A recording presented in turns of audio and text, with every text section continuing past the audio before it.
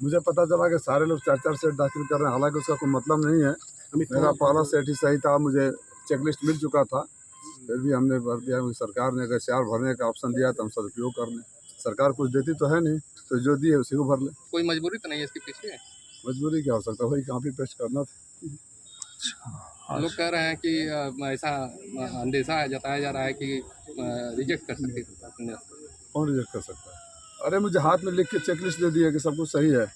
कहाँ कागज दिखाओ। क्या इस बात का डर है कि जिस तरीके से गुजरात में और मध्य प्रदेश में किया गया, सब कुछ इस तो सही है। कई जगह लोगों का कर्जा खर्च कर दिया गया, तो इस तरीके से बंद करा। मुझे ऐसा कोई अभी अंदेशा नहीं लगा है। अधिकारी ने मुझे कहा कि सब कुछ सही है, बंद करा यार। मैं क्यों करूँ? राजू राय आजकल बहुत ज्यादा हमलावर हैं। ओम प्रकाश राजू शालीनता, अगर आपको हमला दिखती है, गाली देने वालों को हमलावर नहीं लगता है, बदतमीजी से बात करने वालों को हमलावर नहीं दिखता है, मेरी शालीनता आपको हमलावर दिखने लगी। आप लोग तो कम से कम गवाह हो ना मेरी शालीनता के। शालीनता में भी वो बात कही जा सकती है जो उसका जवाब शालीनता के साथ ही कहते हैं ना, हम थोड़े कहते हैं कि कुछ हमने तो जो हमसे आप लोग पूछते हो उसको शालीनता से जवाब देते हैं। राजू राय और राजू तलवार भी आ गए हैं मैदान में।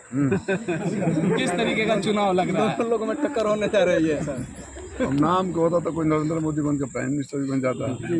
नाम में क्या रखा? ओम प्रकाश राजभर जी कह रहे हैं कि जैसे समाजवादी पार्टी के जो गाड़ी में पैसा दिखे लूट लो, उसके संबंध में ऐसे लोग पूछते हैं तो मैं बोलता हूँ तो बोलते हैं कि आप हमलावर हैं। नहीं, क्यों भाई? देखिए, आदमी का चाल और चरित्र रह रह कर उजागर हो जाता है, ठीक है। अलबत्ता तो किसी गाड़ी में कोई पैसा नहीं लेके चलता। अगर मान लीजिए कल्पना ही करना, अगर होता भी है तो इसकी जिम्मेदारी किसकी है? पुलिस की है ना। पुलिस कार्रवाई करेगी ना। आप कैबिनेट मंत्री हो या थानेदार, या थानेदार भी तो पूरा विजिट दिखाएगा। आप बोल रहे हैं 10 लाख हो तो 9 लाख लूट लेना और 1 लाख रुपया पुलिस वाले को दे देना। मैंने पुलिस वाले को भी भ्रष्ट बनाने का। आपने कार्रवाई करने की बात कही थी। इलेक्शन कमीशन ऑफ इंडिया को इसकी शिकायत की है या इलेक्शन कमीशन ऑफ मऊ को आपने इसकी शिकायत की है? सवाल होता जवाब नहीं खरीदे देते यार।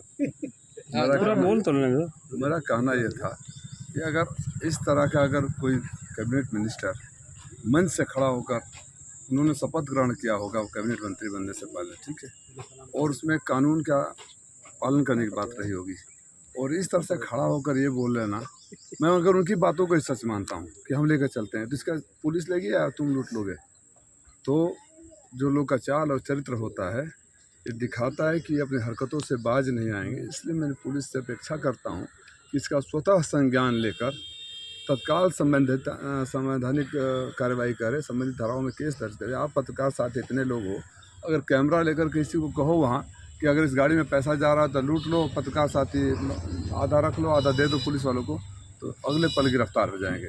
वो भी पुलिस वालों के सामने ही कह रहे हैं। तो पहली ही बात है, इनके ऊपर केस होना चाहिए।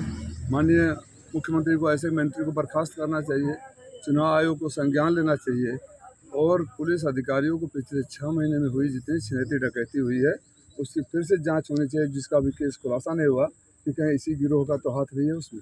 समाजवादी क्या आपने इससे संबंधित शिकायत की है? शिकायत इस पे की है या करेंगे? शिकायत उसको किया जाता है, हालांकि कुछ लोग करेंगे, मैंने ऐसा सुना है। मेरे पास बहुत अभी काम है।